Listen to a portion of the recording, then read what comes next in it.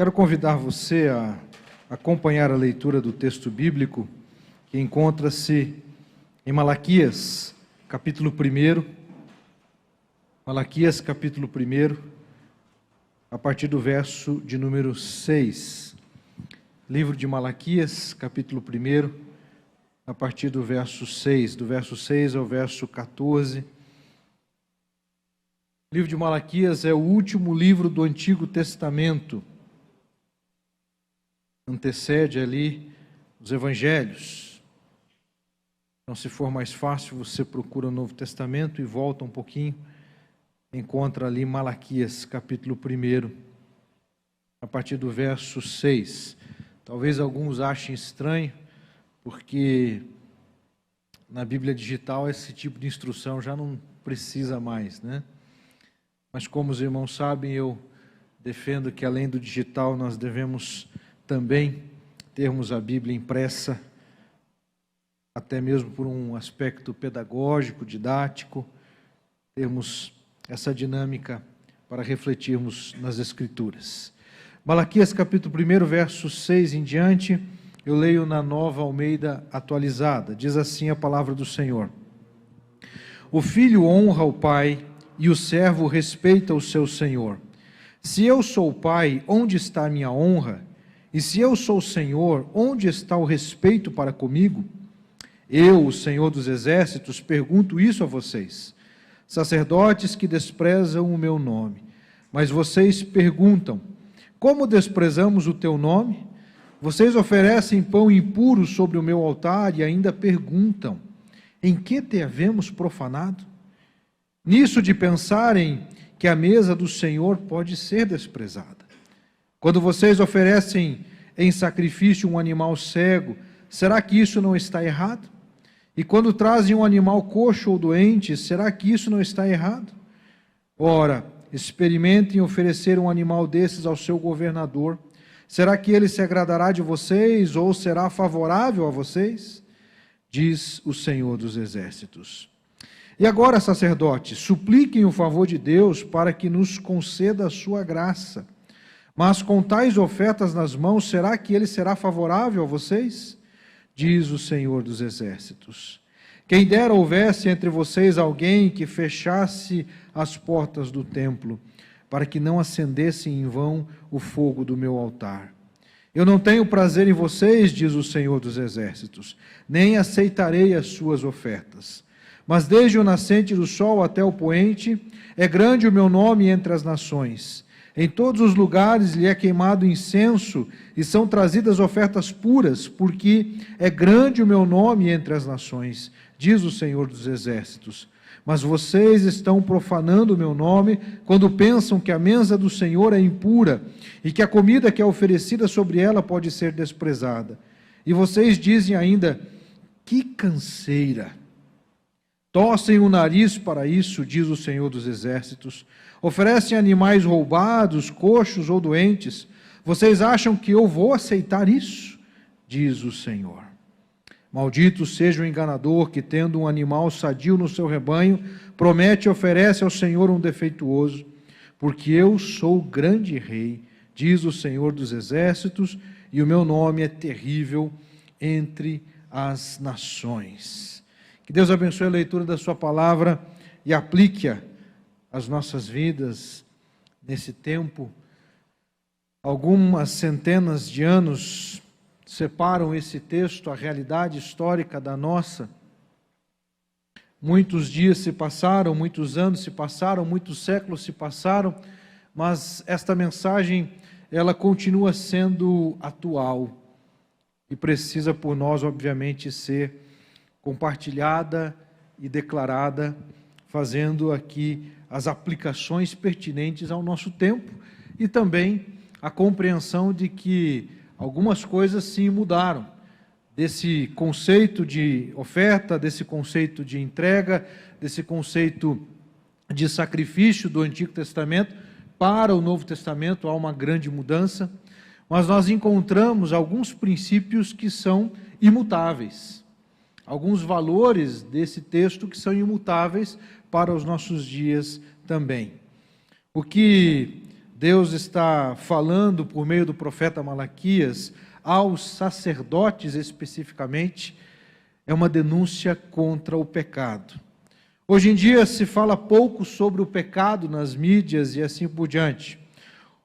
Temos dois extremos, ou uma postura de total negação, e não se trata do tema justamente por medo de perder rebanho, de perder pessoas, porque esta, sem dúvida alguma, não é uma mensagem agradável aos olhos, não é agradável aos ouvidos, não é agradável à sua recepção para nós, porque ela confronta-nos com algumas coisas.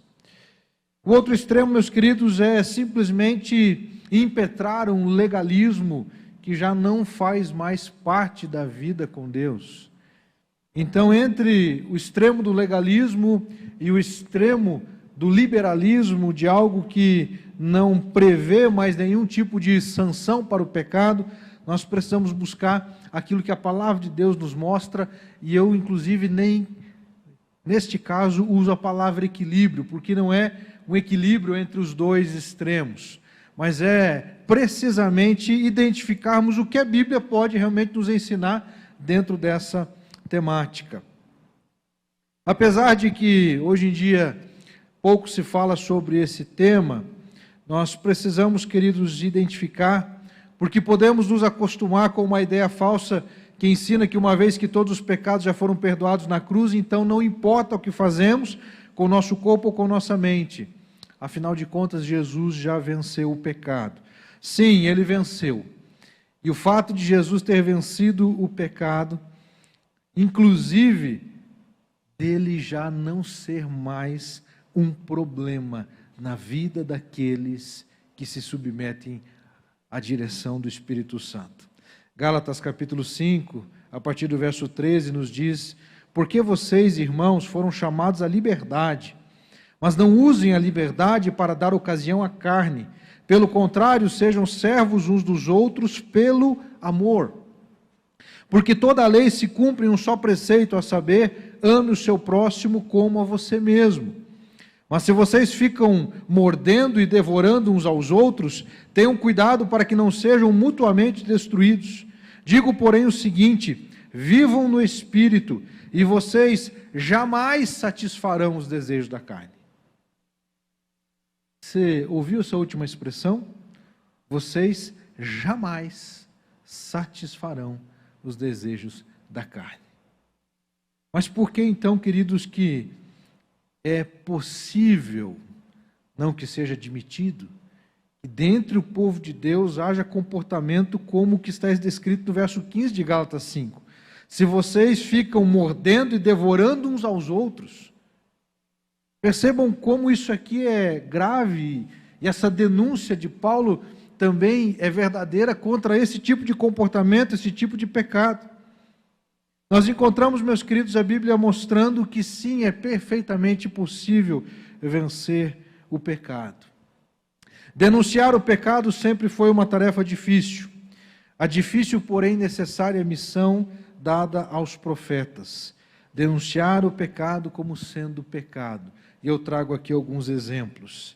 Elias denunciou o pecado de Acabe e de Jezabel.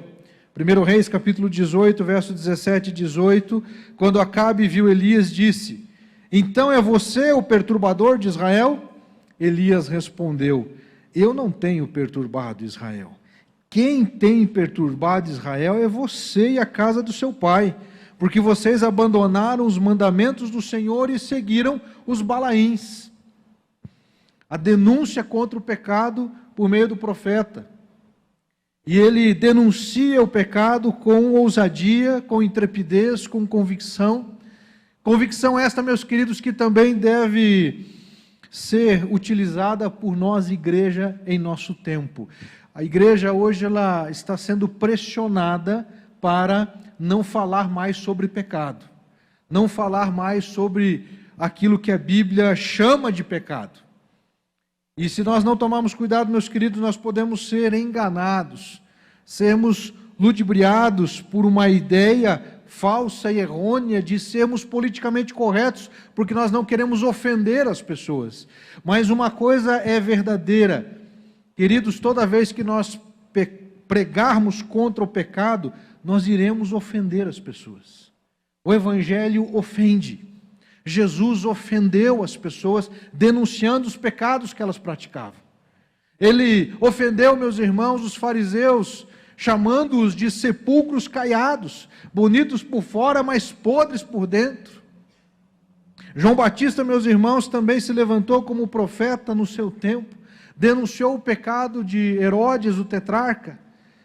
Sua cabeça foi o preço da sua mensagem, da sua proclamação. Isaías, denunciando o pecado de Judá e Jerusalém, disse: escutem, ó céus, e ouçam, ó terra, porque o Senhor é quem fala. Criei filhos e os fiz crescer, mas eles se revoltaram contra mim. O boi conhece o seu dono e o jumento o lugar onde lhe dão comida, mas Israel não tem conhecimento, o meu povo não entende. Ai desta nação pecadora, deste povo carregado de iniquidade. São descendência de malfeitores, filhos que praticam o mal, rejeitaram o Senhor, desprezaram o Santo de Israel, voltaram para trás. Uma pequena porção do capítulo 1 de Isaías, versos de 2 a 4, capítulo que muitos de nós conhecemos, em que o profeta Isaías vem denunciar que as mãos deles estavam sujas de sangue, e que o culto que naquele tempo era oferecido a Deus era algo que o Senhor abominava. Isto por volta de 700 anos antes de Cristo. Mas nós encontramos Malaquias, meus irmãos, semelhantemente a Isaías, conforme nos diz ali o verso de número 10 do capítulo 1, quem dera houvesse dentre vocês alguém que fechasse as portas do templo, para que não acendesse em vão o fogo do meu altar.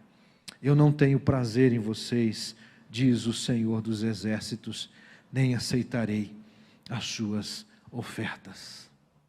Queridos, eu gostaria de convidar você a sair da cadeira do conforto, da zona de tranquilidade, e buscar em Deus discernimento para possivelmente duas situações.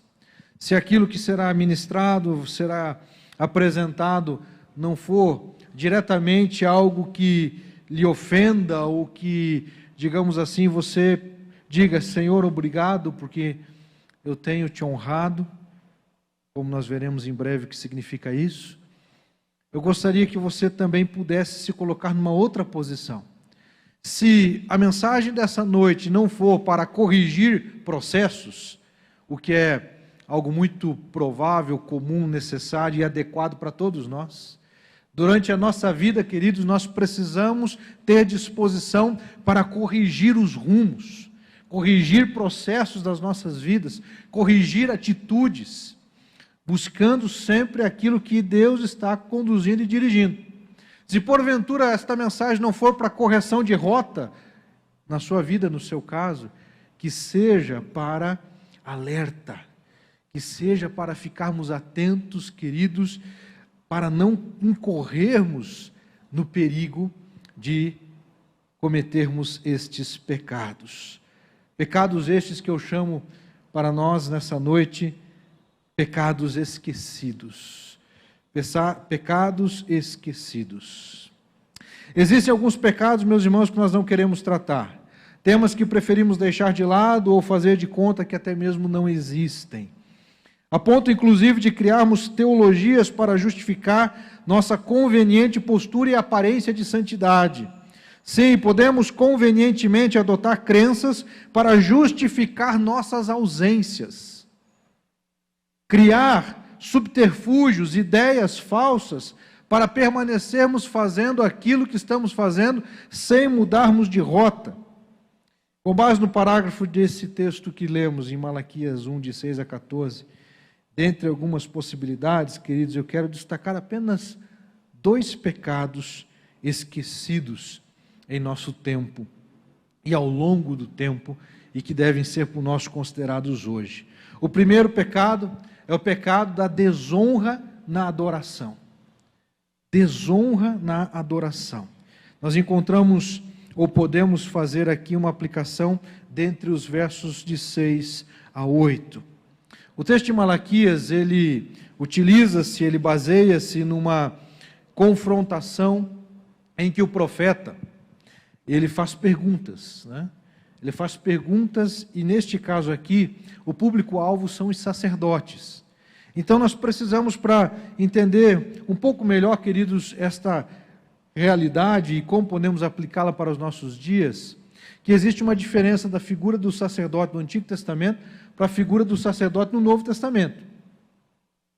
No Antigo Testamento, o sacerdote era aquele responsável por levar as ofertas do povo até Deus, realizar os sacrifícios, e os sacrifícios eles eram baseados num sistema muito bem descrito lá no livro de Levítico, em que coloca para nós ali detalhadamente os tipos de ofertas, e as ofertas estavam vinculadas aos tipos de pecados, e toda aquela correlação, de modo que, ao entregar um bezerro, ao entregar uma ovelha, ao entregar um cordeiro, ao entregar algum animal para ser sacrificado no lugar do pecador, aquilo fosse tão radical, e de fato é radical. Quando nós olhamos para um texto como esse, à luz dos nossos dias, muitos, meus irmãos, são aqueles que querem realmente colocar a Bíblia dentro de uma gaveta e, se possível, nunca mais abri-la, porque chamam a Bíblia de um livro politicamente incorreto, porque a Bíblia vai trazer de alguns temas e de algumas situações que hoje causam náuseas para algumas pessoas. Meus queridos, quando Deus instituiu no Antigo Testamento o sistema sacrificial, foi para mostrar o quão pesado é, quão grande é a responsabilidade que o pecado traz. O pecado gera morte. A Bíblia nos diz em Romanos 3, 23 e 6, 23. O pecado gera morte, gera separação entre nós e Deus. No Antigo Testamento, a morte de um animal, ela simbolizava que aquela pessoa que levou o animal ao sacerdote estava morrendo junto com aquele animal. Ele estava olhando para aquele sacrifício e aquele efeito pedagógico, didático, estava dizendo para ele assim, ó, esse animal está morrendo porque você pecou. Mas nós temos, meus irmãos, a promessa se cumprindo. Aquele que é o Cordeiro perfeito, sem mancha, sem mácula, Jesus Cristo, motivo da celebração da ceia do Senhor, por nós hoje enquanto igreja. Ele é o Cordeiro Pascal, Ele é o Cordeiro que foi morto, e a partir do sacrifício maior, do sacrifício de Jesus, não se faz mais necessário matar animais, porque aqueles sacrifícios, eles eram insuficientes para trazer perdão de pecados. Eles eram temporários. Em Cristo há suficiência. O sacrifício de Cristo é suficiente para nos perdoar os pecados e nos purificar de toda injustiça. Amém? No Antigo Testamento, o sacerdote levava, ele oferecia os sacrifícios, ele era responsável por seguir à risca, com zelo, com cuidado, com diligência, realização de todos aqueles sacrifícios. E o que ocorre, meus irmãos, é que naquele tempo de Malaquias, os sacerdotes estavam aceitando as ofertas de qualquer jeito, para não se indispor com o povo, para não se indispor com as autoridades, para não se indispor com as pessoas, para não ofender as pessoas. Eles estavam aceitando as ofertas de qualquer forma, de qualquer maneira, de qualquer jeito. Só que aquela atitude, ela demonstrou que, na verdade, o problema estava nas atitudes do povo para com Deus. Os sacerdotes, simplesmente, assim como eles representavam o povo diante de Deus no momento do sacrifício do pecado do animal que estava sendo sacrificado, eles também estavam agora representando o que estava no coração das pessoas. E no coração das pessoas, preste bem atenção nessa frase que virá a seguir, estava uma imensa ausência de honra a Deus. O povo esqueceu o que era honrar a Deus na adoração. De maneira, amados, que nós nessa noite precisamos fazer esta reflexão. Este pecado não é algo que aconteceu apenas no Antigo Testamento. Ele continua ao longo da história. Ele continuará até Jesus Cristo voltar, mas nós não podemos compactuar com este pecado, a desonra a Deus, a desonra na adoração. Voltemos o nosso olhar para o texto, capítulo 1, verso 6, o filho honra o pai, e o servo respeita o seu senhor. Então ele está fazendo aqui uma afirmação, porque esta afirmação diz respeito a algo normal, adequado e que devia acontecer. O filho honra o pai. Quando é que o filho honra o pai? Quando o filho o obedece, quando o filho o respeita, quando o filho anda alinhado com aquilo que o pai e a mãe combinaram, acertaram, indicaram. Desonrar pai e mãe é desrespeitar e desobedecer a orientação recebida por parte dos pais. Desonrar a Deus implica, meus queridos, num pecado grave, num pecado que denuncia o quão distante estava o coração daquele povo de Deus. E uma coisa é verdadeira, sempre que você desonra algo, significa que você está honrando outra coisa. Então, quando você não honra a Deus, significa que você está honrando outra coisa. Quando nós não honramos, meus irmãos, aos nossos filhos, ao nosso cônjuge, à nossa esposa, ao nosso esposo, isso tem a ver também com honra nos relacionamentos interpessoais, você está fazendo isso para com alguma outra situação. É o que Jesus também vai denunciar no Sermão da Montanha, lá no capítulo 6 de Mateus, em que ele fala sobre o pecado da idolatria a Mamon. Ele vai dizer lá, vocês não podem seguir e adorar a Deus e a Mamon, as riquezas, porque ou há de odiar a um e amar o outro e vice-versa. De maneira, queridos, que apesar de hoje em dia, esta impressão de um Deus bondoso, benéfico, de um Deus compassivo, e eu não quero de modo algum dizer que ele não seja compassivo, não seja benéfico e não seja bondoso. Não confundamos, como dizia aquela linda filosofia, alhos com bugalhos, né? Nós precisamos lembrar e entender, queridos, que realmente a Bíblia está mostrando para nós que as minhas escolhas e as minhas decisões, elas irão honrar ou não a Deus. Quando, meus queridos, eu decido participar do culto, de um culto de louvor, de adoração a Deus, de um modo displicente, de um modo inadequado, de um modo sem considerar o que realmente implica neste ato, neste momento, eu não estou honrando a Deus. Então são algumas formas de nós exemplificarmos nos nossos dias aquilo que acontecia naquele tempo. A desonra na adoração, meus irmãos, o texto vai denunciar ali: se eu sou pai, onde está a minha honra? Se eu sou Senhor, onde está o respeito para comigo?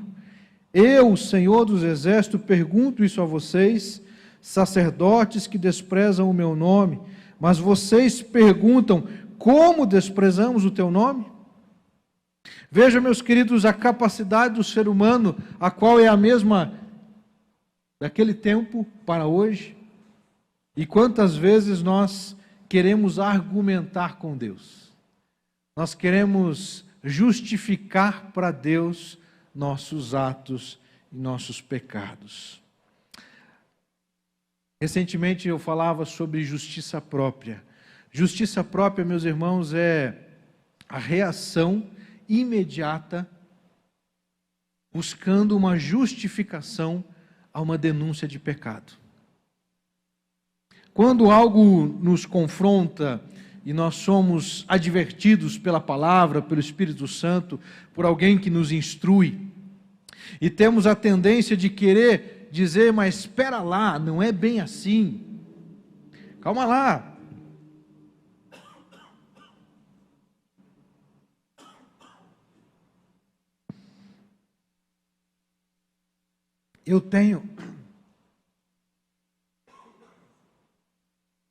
Já tem gente correndo atrás da água.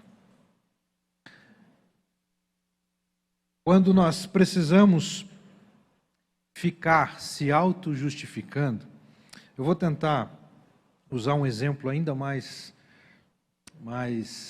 prático. Você chegou em casa atrasado ou fora do horário combinado e você fez algo fora do combinado com a família. E a esposa pergunta, onde é que você estava? O trânsito estava ruim hoje, estava pesado o trânsito hoje. Obrigado, meu querido. Deus abençoe. Quando chegar em casa, você abraça sua esposa. Amados, a pessoa ela fica naquele momento desconfortável. Ele fica tentando achar alguma desculpa para justificar o que ele fez. Você já se apercebeu dessa forma? Alguma vez já aconteceu com você? Tentando se justificar? Perante alguém, perante o patrão, perante a esposa, o esposo, o pai, o filho, a mãe. Isso é justiça própria, é quando a gente quer referendar a nossa justiça. Mas a Bíblia nos diz, amados, que nós devemos ter um proceder que isto seja inútil, não precise se utilizar desse tipo de expressão. E aí eles vão perguntar, mas como nós desprezamos o teu nome? E aí o texto diz no verso 7, vocês oferecem pão impuro sobre o meu altar, e ainda perguntam, em que te havemos profanado? Nisso, de pensarem que a mesa do Senhor pode ser desprezada. Quando vocês oferecem em sacrifício um animal cego, será que isso não está errado? Quando trazem um animal coxo ou doente, será que isso não está errado? Ora, experimentem oferecer um animal desse ao seu governador, será que ele se agradará de vocês ou será favorável a vocês? Diz o Senhor dos Exércitos. Então essa retórica que o texto nos traz, irmãos, ela mostra claramente que o povo, os sacerdotes estavam tentando ali se justificar, tentando dar desculpas. E essa é uma atitude também desprezada por Deus. Nós precisamos assumir as nossas decisões, as nossas escolhas, precisamos considerar aquilo que temos feito e nos posicionarmos a partir disto. Avançando para uma transição para o próximo pecado, que é esquecido, desonra, meus irmãos, na adoração, falando agora de alguns exemplos muito práticos para o nosso tempo, diz respeito a atitudes inadequadas no culto que oferecemos ao nosso Deus. E aí nós precisamos ponderar alguns momentos aqui, alguns segundos, sobre o que é cultuarmos a Deus. O que estamos fazendo agora é uma forma de culto a Deus. Seria aquilo que nós podemos dizer um dos momentos mais especiais, mais importantes da nossa semana. Eu concordo plenamente, meus queridos, que aquilo que nós fazemos às escondidas denunciam ou apontam ou se conectam diretamente a esse momento. É verdade que quando você está na sua casa, dobra o seu joelho, por exemplo, ao lado da sua cama, e você ora falando com o Senhor, você está ali cultuando a Deus. Quando você está trabalhando lá na empresa, você está desenvolvendo o seu trabalho com honestidade, com fidelidade, com excelência, você está cultuando a Deus, você está honrando a Deus. Você está honrando a Deus quando você faz bem feito aquilo que foi colocado em suas mãos para fazer. Mas se você, porventura, for um funcionário ou um colaborador relapso, que vive chegando atrasado, que não honra os compromissos, que não cumpre com as obrigações, você não está honrando a Deus, você o está desonrando. Honra a Deus acontece nesse tempo de culto, mas acontece em tudo que fazemos durante a semana. Mas aquele momento que separamos para cultuar a Deus, como este que está acontecendo nessa hora, também é um tempo propício e oportuno para refletirmos sobre a atitude que paira no nosso coração. Quantas vezes nos colocamos cultuando a Deus de um modo totalmente desconectado, distante, pensando em tantas outras coisas? Quantas vezes, meus queridos, nós percebemos e existem cultos e algo que nós precisamos sempre considerar, de forma alguma querendo, meus queridos, tirar a responsabilidade de nós que trabalhamos também para a realização dos cultos, para que a igreja possa servir, todos que servem, mas o fator mais importante e decisivo para que você cultue a Deus depende de você, e não do pastor, ou de quem canta, ou de quem toca, ou de quem faz qualquer outra coisa. Porque, queridos, o culto que nós oferecemos a Deus é algo que você entrega ao Senhor. Você entrega a Deus. É claro que, se aqui não houver organização, se aqui não houver zelo, não houver cuidado para fazer algo bem feito, não se preocupa com preparar, com ensaio, não se preocupa com preparar a mensagem, refletir, é claro que isso também afeta, mas o mais importante, meus irmãos, é a nossa postura diante de Deus nesse tempo de honrá-lo enquanto nós cultuamos ao Senhor. As ofertas e os sacrifícios que eram entregues naquele tempo eram ofertas de animais, de cereais, frutos da colheita e diversos outros tipos de entregas e de ofertas e de consagrações. E o que honra ou desonra a Deus está na qualidade daquilo que nós entregamos. E eu fecho esse ponto com essa palavra muito importante: qualidade. O mundo se preocupa com qualidade, sim ou não? Existem, meus irmãos, profissões que trabalham especificamente para garantir qualidade. Quantos aqui trabalham com o setor de qualidade? Tem gente aí? Olha aí, ó. Trabalha ali no setor para garantir que a peça, o serviço, seja feito com os níveis e com os padrões de qualidades necessários e exigidos para aquela função, para aquela situação. O que nós estamos falando de honra, meus irmãos, tem a ver com qualidade daquilo que nós estamos entregando ao Senhor. Quando nós olhamos para a oferta de Caim e a oferta de Abel, nós encontramos uma correlação com esse texto. Deus se agradou da oferta de Abel e não se agradou da oferta de Caim. E aqui não precisamos, meus irmãos, gastar tempo conjecturando com o tipo necessariamente da oferta em si, mas com aquilo que Deus viu, e Deus sempre vê no coração do adorador. Se a qualidade da nossa adoração está sendo aceita por Ele ou não. Isso, meus irmãos, não mudou do Antigo para o Novo Testamento. Nós não precisamos mais sacrificar animais, graças a Deus, graças a Cristo Jesus. Mas a responsabilidade por um culto que honra a Deus, no mínimo, poderíamos dizer, é ainda maior. Por quê? Porque a partir de Cristo, Jesus inclusive vai denunciar isso no Sermão da Montanha: ouvistes o que foi dito, não matarás. Eu, porém, vos digo que aquele que desejar intentar o mal contra o seu próximo, o que aconteceu? Já? Me ajude, irmãos. Pecou. Olha aí a palavra pecado aparecendo de novo, né? Isso é Novo Testamento, é Novo Testamento. Ah, mas Deus é mais gracioso no Novo Testamento. Irmãos, por favor, em nome de Jesus, não siga essa mentira, que o Deus da graça e o Deus da lei.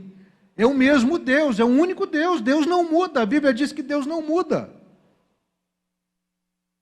Ele também é gracioso no Antigo Testamento, olha o versículo 8. Agora, sacerdotes, supliquem o favor de Deus para que nos conceda a sua graça. Perdão dos pecados, graça de Deus alcançando. Mas o fato é, meus queridos, que hoje nós não precisamos mais oferecer animais, sacrificar animais, mas nós devemos consagrar e oferecer a Deus algo muito mais precioso, muito mais valioso. Portanto, irmãos, pelas misericórdias de Deus, peço que ofereçam o seu corpo como sacrifício vivo, santo e agradável a Deus. Olha só, agradar a Deus com aquilo que nós oferecemos a Ele. Percebe, o conceito é o mesmo?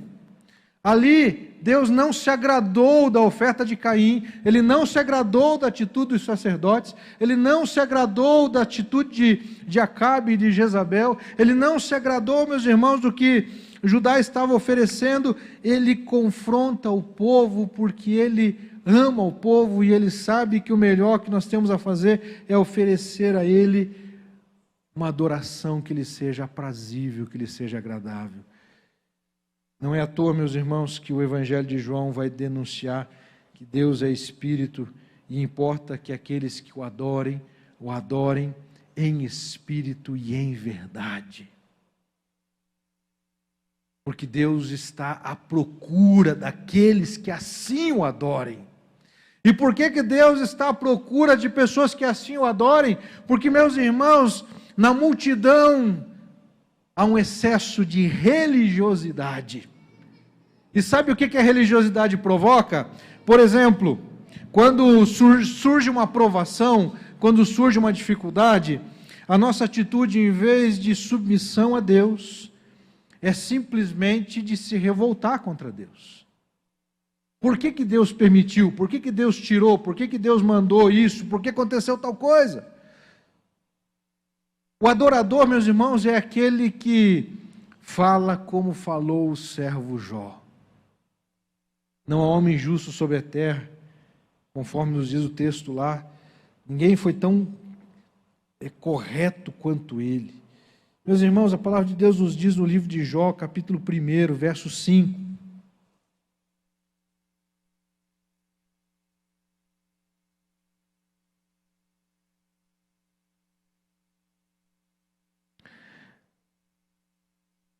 Quando se encerrava um ciclo de banquetes, Jó chamava os seus filhos e os santificava. Levantava-se de madrugada e oferecia holocaustos segundo o número de todos eles. Pois Jó pensava assim: talvez os meus filhos tenham pecado e blasfemado contra Deus em seu coração. Jó fazia isso continuamente. A palavra de Deus também nos diz ainda, no capítulo 1, havia um homem na terra de Uz, cujo nome era Jó. Este homem era íntegro e reto, temia Deus e se desviava do mal. Isso tem a ver, meus irmãos, com santidade, tem a ver com um culto que é oferecido e é entregue a Deus e é aceito. Seja no Antigo Testamento, seja a partir do Novo Testamento. O segundo pecado esquecido, primeiro qual é mesmo? Desonra na adoração. O segundo, os versos de 9 a 14 nos apresentam ofertas contaminadas. O segundo pecado, meus irmãos, diz respeito a uma entrega de ofertas que era feita tão somente por religiosidade. E a religiosidade leva-nos a entregar a Deus ofertas contaminadas. Pão contaminado, animais com defeito, eles faziam aquilo, e nos diz o texto a partir do verso 9. 10. Quem dera houvesse entre vocês alguém que fechasse as portas do templo, para que não acendesse em vão o fogo do meu altar. Eu não tenho prazer em vocês, diz o Senhor dos Exércitos, nem aceitarei as suas ofertas. Mas desde o nascente do sol até o poente, é grande o meu nome entre as nações. Em todos os lugares lhe é queimado incenso e são trazidas ofertas puras. Porque é grande o meu nome entre as nações, diz o Senhor dos Exércitos. Mas vocês estão profanando o meu nome, quando pensam que a mesa do Senhor é impura, e que a comida que é oferecida sobre ela pode ser desprezada. Nós estamos, meus irmãos, à mesa, celebrando a ceia do Senhor, e o apóstolo Paulo vai instruir a igreja de Corinto, e a igreja, na história, de um modo direto, também é instruída. Examine-se, pois, o homem a si mesmo, e assim coma do pão e beba do cálice. Se é necessário um autoexame, significa que existem situações que podem fazer-nos desagradar a Deus em nossas atitudes. E, meus queridos, nós nos deparamos com ofertas contaminadas, ofertas que são entregues com um baixo padrão de qualidade. Por quê? Porque admite-se uma ideia de que não haverá consequências. Sabe por que tem gente, meus irmãos, que fala o que não deve nas redes sociais? Porque o nível de consequência, ele é muito mais distante do que você falar olho no olho, de frente a frente. Eu estou aqui com o pastor Davi e preciso falar alguma coisa meio dura com ele, é mais fácil mandar um WhatsApp do que falar com ele aqui pessoalmente, não é verdade? A consequência daquela fala, ela será mais distante. Amados, dá-se a impressão de que não tem problema a gente não ser dizimista, não ofertar com regularidade, com fidelidade, porque parece que a consequência ela não é tão precisa, porque nós somos uma igreja que vive debaixo da graça de Deus, e você dá o quanto quer e do jeito que quiser, mas não é assim que a Bíblia nos diz. Não, meus irmãos, nós não podemos jogar o livro de Malaquias fora. Nós temos que considerar, sim, que ele é um livro instrutivo e que permanece como diretrizes para a vida cristã. Cristo vai referendar a consagração dos dízimos e ofertas, e recentemente eu falava sobre a oferta de Corbã, que era aquela atitude que os fariseus estavam se utilizando do Corbã, que era um valor destinado para o cuidado com as viúvas e com os pais na velhice. Eles eram orientados, meus irmãos, a separar um valor. Durante a sua juventude, os filhos precisavam separar um valor para garantir uma velhice digna aos seus pais. O nome disso era Corbã. Só que o que eles faziam? Eles pegavam o dinheiro do dízimo e da oferta e usavam daquele valor para o Corbã. Mas aí Jesus vai dizer assim, olha, vocês devem fazer tanto isso quanto aquilo. Uma coisa não anula a outra. De maneira, queridos, que é importante entendermos e compreendermos que a entrega dos dízimos e ofertas faz parte do nosso culto a Deus. E como eu dizia, meus queridos, no início da mensagem, sendo você, pela graça de Deus, alguém que participa e oferta, glória a Deus por isso. Se não se ofenda, mas se posicione diante de Deus dizendo, Senhor, eu quero fazer diferente daqui para frente. Entre alguns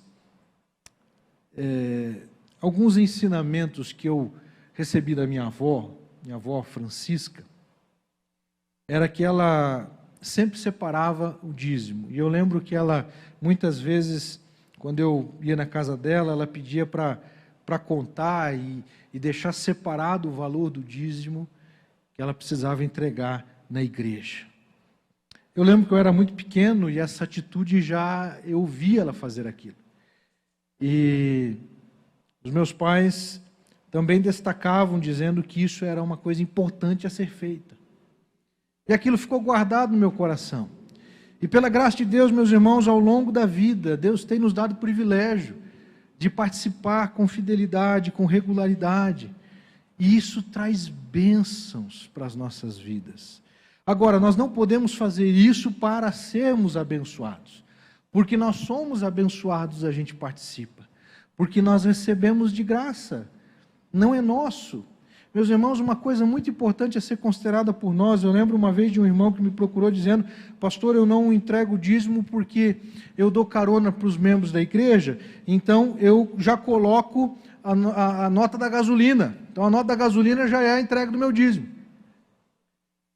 Irmãos, imaginem se nós utilizássemos desse expediente. Cada um fizesse a sua administração do seu jeito. Quando você consagra a Deus dízimos e ofertas, é porque você entende um princípio. E o texto está lá em Malaquias 3,10. Trazei todos os dízimos à casa do tesouro para que haja mantimento na minha casa. Amados, a igreja do Senhor Jesus Cristo tem tido o privilégio e a alegria de assistir muitas famílias. De atender famílias, de casais, pessoas com ajuda psicológica, com ajuda terapêutica, com compra de remédios, com cestas básicas. Por quê? Porque ofertas são consagradas, porque dízimos são dedicados ao Senhor. Então eu louvo a Deus porque a nossa igreja, a Igreja Batista Novo Mundo, é uma igreja que sempre responde. Eu gostaria, meus irmãos, de deixar isso enfatizado. Ser fiel e regular nos dízimos e nas ofertas é um ato de fé e por amor a Deus. Por amor a Deus. Existem muitas igrejas, irmãos, que nos nossos dias, elas ensinam uma doutrina contra dízimo. E o texto mais famoso é aquele texto lá de Coríntios, 2 Coríntios 9, em que ele fala: cada um, pois, dê com alegria. E a pessoa diz assim: mas se não for para dar com alegria, então não dê. Irmãos, não está isso na Bíblia. O que a Bíblia está dizendo é que ao consagrar a gente deve fazer isso com alegria. Se não está sendo com alegria, não significa que não deve ser dado. O que significa? É que eu preciso rever o porquê que eu não estou tendo alegria em participar. Não é deixar de participar. E o texto vai dizer: cada um dê de acordo com a sua renda. E isso, meus irmãos, não anula a doutrina do dízimo. Porque cada um vai dar de acordo com a sua renda. Quem ganha 1.000 é 100, quem ganha 10.000 é 1.000. E não tem nenhuma injustiça no que dá 100 e no que dá 1.000, porque é de acordo com a possibilidade. E amados, confesso para vocês que historicamente as nossas igrejas batistas têm muita dificuldade de tratar esse assunto. Porque nós temos problemas em igrejas fora que ensinam doutrinas erradas sobre dízimo. E aí a pessoa, inclusive, começa a pregar maldição contra o indivíduo. Você está me ouvindo falar sobre maldição, para quem não é dizimista? Não está ouvindo e não vai ouvir. Agora, meus irmãos, é claro que existem consequências à infidelidade. É um processo natural, é lei da semeadura. Mas, amados, o que nós precisamos explorar é entender que é um privilégio fazer parte no reino de Deus. E quando Jesus diz assim, que mais bem-aventurado é dar do que receber, porque quando a gente participa, irmãos, não foi gostoso você ouvir agora há pouco aqui o testemunho de que Novo Mundo compareceu comprando uma das passagens aéreas para os missionários irem lá para a Coreia pregar o Evangelho? Não é maravilhoso isso, irmãos? É lindo, irmãos, é maravilhoso. A gente se alegra em saber que Deus está nos usando para fazer isto. A consagração de dízimos e ofertas, amados, não é algo que ficou no Antigo Testamento, não é algo que não deva ser pregado. Amados, como disse o pastor Daniel hoje pela manhã na mensagem, às vezes nós temos uma falsa ideia de que Deus e dinheiro não se misturam.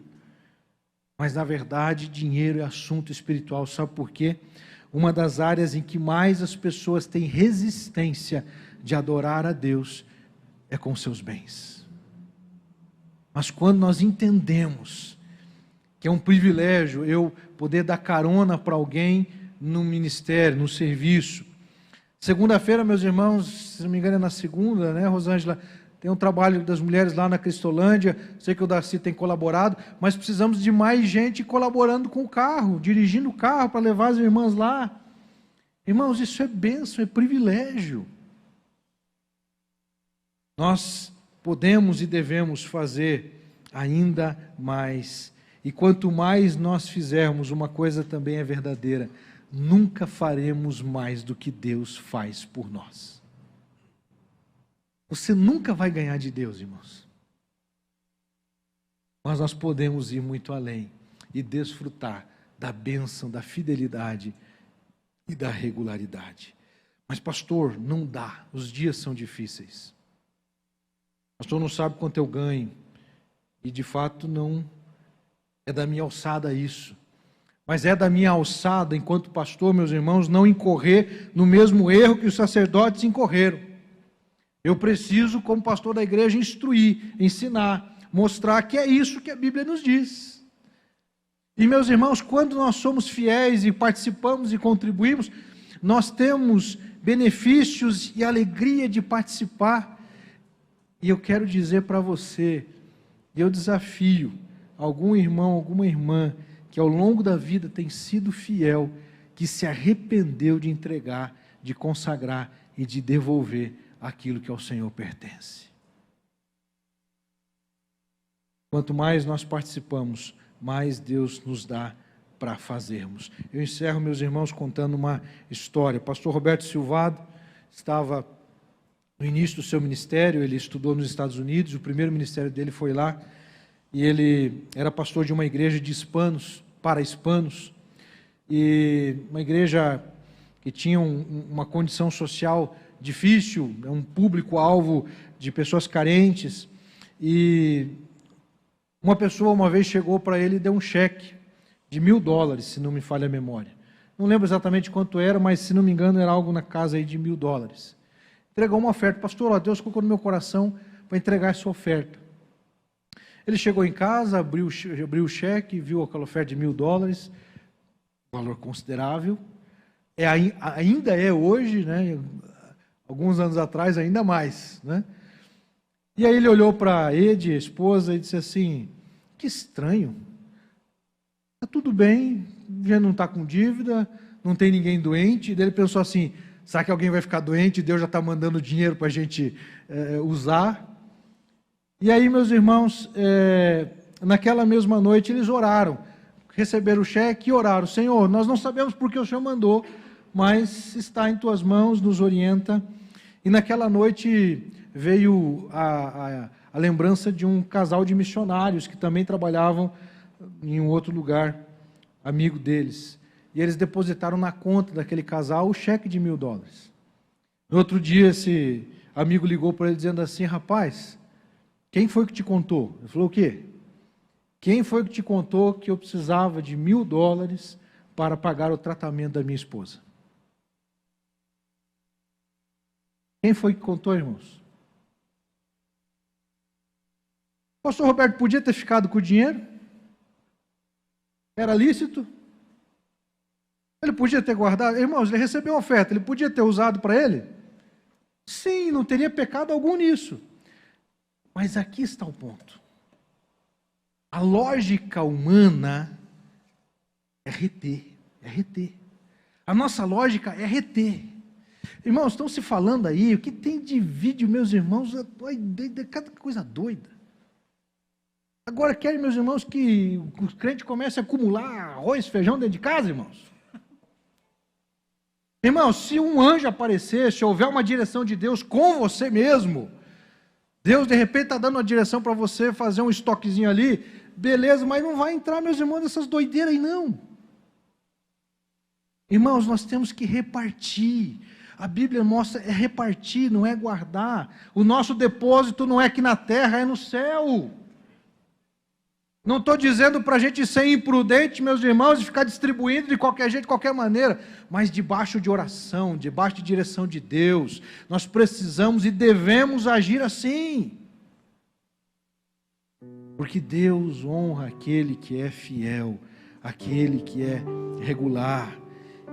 E eu fecho, meus irmãos, a palavra falando sobre regularidade. Você provavelmente deve ter contas mensais, não tem? Sim ou não? Sim. Por que então, às vezes, a gente pode achar que não precisa entregar o dízimo esse mês, entrega no outro? Ou entrega daqui 3 meses, ou entrega daqui 6 meses, ou entrega uma vez por ano? A não ser que seja aquele valor que você recebeu de um modo especial uma vez por ano. Irmãos, vocês me conhecem há quase 11 anos. E eu tenho tranquilidade de falar, não sou aquele tipo de pastor que fica pedindo dinheiro. Mas eu não posso me omitir, meus irmãos, em pregar aquilo que a Bíblia nos diz. E fidelidade, regularidade, vai ser bênção na tua vida, vai ser bênção nos teus filhos. Eu sou abençoado pelo exemplo da minha avó, irmãos. E eu insisto com o Gabriel, insisto com a Laura. Se eles vão fazer, eu não sei, irmãos, mas eu tenho ensinado. É bênção a gente repartir e participar. Quero convidar você a colocar-se de pé para adorarmos ao Senhor com essa canção. E ela diz uma expressão muito forte: não há ouro ou bens, nem riquezas também, que me afastem do teu grande amor. Mas para muitas pessoas, ouro, riquezas e bens realmente têm preenchido o seu coração. Pessoas, meus irmãos, muitas vezes estão trabalhando jornadas dobradas, 3 trabalhos, não só por uma questão de necessidade, mas por uma questão de enriquecimento. Qual é a sua motivação? Adore ao Senhor, consagrando a Ele tudo o que é dele, devolvendo a Ele.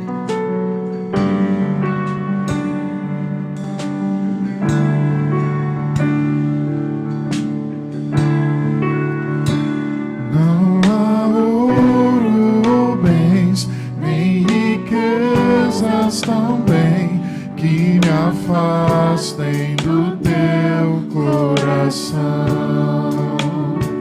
nem amor por alguém poderá me afastar de ti.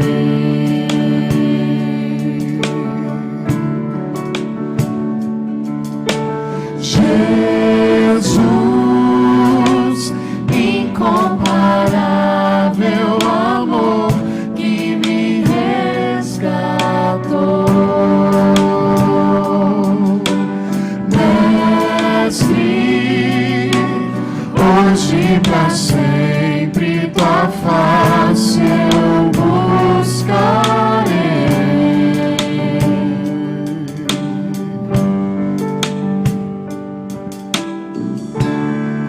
O que eu sou coloco aos teus pés, diante da tua glória eu me humilharei. Vou encontrar o que precisar em teu eterno amor, em teu eterno amor.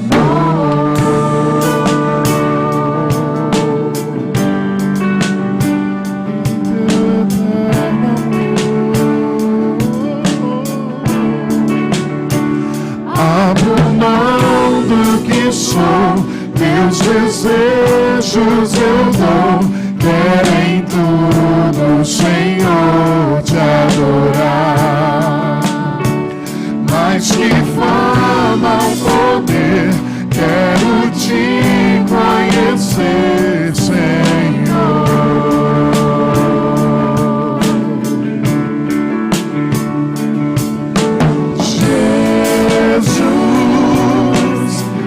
Incomparável amor que me resgatou, Mestre, hoje pra sempre tua face eu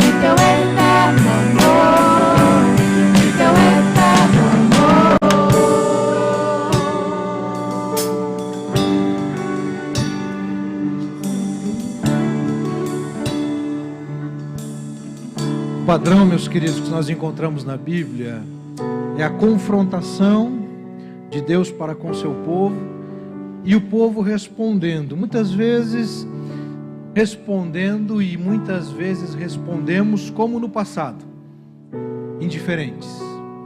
Foi mais uma mensagem, foi mais um culto. Ah não, está tudo bem, nesse aspecto eu estou em paz. Mas amados, tudo está vinculado, tudo está relacionado. Eu lembro uma vez de uma mãe que disse para mim assim, ela era mãe de um amigo meu, e há muitos anos nós não nos encontrávamos, e nos encontramos vários anos depois já. Na época nós éramos adolescentes, e depois eu encontrei com ela já adulto. E aí ela perguntou o que eu andava fazendo, eu contei que eu era pastor e tal, e daí ela disse assim, o fulano, ele está muito bem. Aí falou do salário dele, falou da profissão dele. E aí ela disse assim, ele não está na igreja, mas ele entrega o dízimo direitinho. Como se o dízimo fosse comprar o pecado, o perdão dos pecados. Então, amados, não é nenhuma coisa nem outra, é ser fiel a Deus em tudo. Em atos, palavras, atitudes, consagração. Aqueles que estão vivendo de acordo com aquilo que a Bíblia nos mostra, aleluia, continuemos assim firmes e possamos ficar alertas para não desviar no processo. Mas porventura há algo na sua vida, e aqui não diz respeito a estritamente uma oferta ou questão financeira, algo que precisa de mudança, adoração. Você tem honrado a Deus com o seu tempo, com o seu trabalho, com o trabalho das suas mãos? Você tem honrado a Jesus com as suas palavras? Você tem honrado a Jesus com a maneira com que você cumprimenta as pessoas? Meus irmãos, a gente honra a Jesus quando a gente é cordial, quando a gente é educado com as pessoas e inserimos elas, levamos a elas uma palavra de amor e de graça. Honrar a Deus vai muito além de bens materiais, também o é, mas de atitudes, de posturas, de processos em que a gente adora o Senhor. E ao dobrar os joelhos, como eu quero convidar você a fazer, nós dobramos os joelhos porque nós entendemos quem é o nosso Deus. E eu quero convidar você, se desejar, a dobrar os seus joelhos, para dizer assim: Senhor, estou aqui, Pai, em culto, porque eu quero ser aquele adorador que a Tua palavra diz que o Senhor está procurando. Eu quero ser este adorador que Te adora em espírito e em verdade. Eu quero ser este adorador, Pai, que entrega dízimos e ofertas missionárias, mas que honra, Senhor, a sua esposa, que honra seus filhos, que cuida da sua casa, aquele irmão, aquela irmã, Pai, que também, ó Deus, cuida da sua família, mas que participa, ó Deus, da obra, daquele homem, aquela mulher, Pai, que na escola, no trabalho, na vizinhança, trata todos com cordialidade, com, ó Deus querido, o bom perfume de Jesus. Ajuda-nos, ó Pai, a entendermos o que significa honrar a Ti, amar ao Senhor. Pai, não adianta eu chegar para Neuza e dizer que eu a amo, se eu não cuido, se eu não dou atenção, se eu não estou perto. Não adianta, Pai, palavras não acompanhadas de ações. Também, ó Pai, nós não queremos nos colocar como aqueles que batiam e falavam com voz alta, Senhor, orando em voz alta, fazendo orações públicas com palavras bonitas para serem reconhecidos pelos homens. Pai, que nós sejamos como aquele humilde homem que batia no peito e dizia: miserável homem que sou, como eu preciso, ó Deus, da Tua graça. Como o apóstolo Paulo, ó Deus, também diz: miserável homem que sou, quem me livrará do corpo desta morte?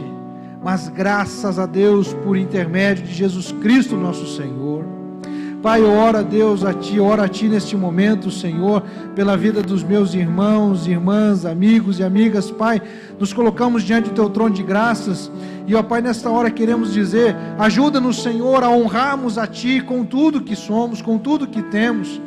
Pai, que se porventura a fidelidade não tem sido acompanhada de regularidade, que hoje nós possamos corrigir essa rota, Pai. Que nessa noite nós possamos ter uma noite de concertos, uma noite de correções de rota, correções de rumo, para vivermos, ó Deus, como homens e mulheres que honram ao Senhor, que glorificam ao Senhor. Pai querido, que agradam a Ti em palavras, em atitudes, em vida. Pai, que nós possamos entender que os bens dessa terra se deterioram. Ah, Deus, há tanta busca por bens materiais, há tanta busca, Pai, por recursos, ensinamentos, ó Pai, desprovidos de temor ao Senhor, enfatizando tanta riqueza aqui nessa terra, Pai. É bem verdade que o Senhor prometeu a Israel: comereis o melhor dessa terra. Mas esta palavra não pode ser replicada de um modo inadvertido, incorreto. O Senhor nos dá o privilégio, Pai, de comer o bem dessa terra, ao longo, ó Deus, da nossa caminhada aqui, de múltiplas formas. Pai, que o Senhor nos dê fé suficiente para declarar como Abraão declarou: o Senhor proverá. Pai, se hoje a vida está difícil, se os recursos estão sendo escassos, que nós possamos, ó Deus, entender que a fidelidade e a regularidade nos levará, Pai, a acessar e experimentar também de regularidade e graça Tua, Pai, nas nossas vidas de um modo perene, Senhor. Ajuda-nos, ó Pai, em nossa conduta, em nossa caminhada, que sejamos sábios em nossas decisões. Assim eu peço, oro e agradeço, em nome de Jesus e para a glória do Senhor. Amém. Graças a Deus.